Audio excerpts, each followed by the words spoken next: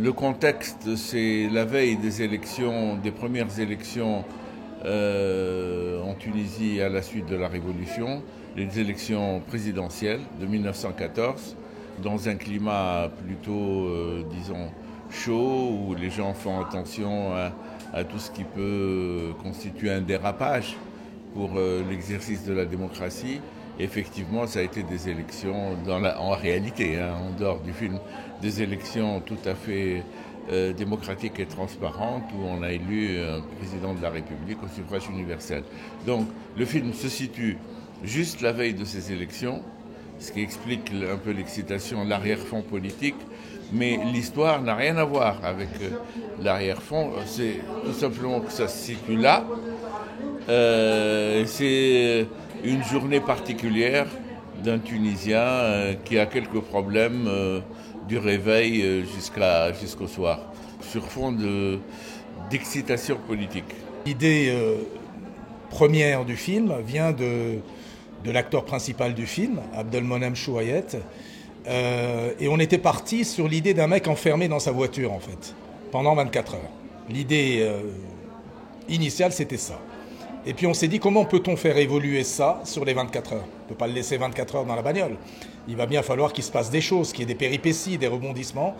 Et c'est comme ça que de fil en aiguille le scénario a été conçu, avec un type qui effectivement se retrouve enfermé dans sa voiture le temps d'une nuit, jusqu'à l'aube, jusqu'au lendemain matin.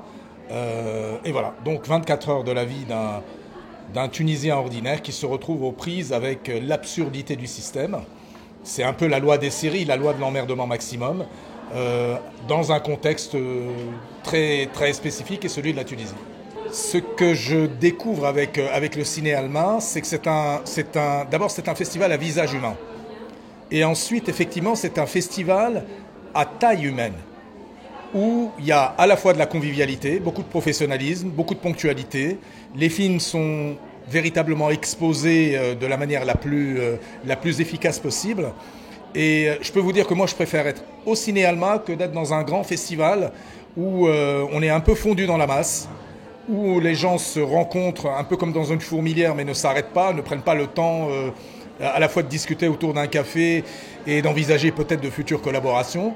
Ce qui est vraiment extraordinaire dans ce ciné Alma, c'est à la fois cette convivialité, voilà, c'est la combinaison de la convivialité et du professionnalisme. On a une projection et on a directement la température des choses. On sait déjà comment le public réagit et comme on donne la parole au public pour poser des questions, voilà, on est capable à un moment donné de jauger comment le public reçoit ce film par rapport à nous.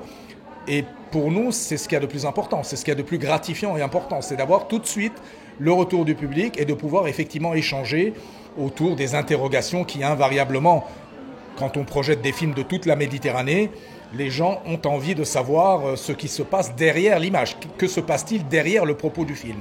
Et là, c'est l'occasion rêvée pour le faire. Au-delà de toute forme de com, on sent qu'il y a des amoureux du cinéma. Autant les organisateurs que le public. Et ça, c'est remarquable et c'est finalement rare.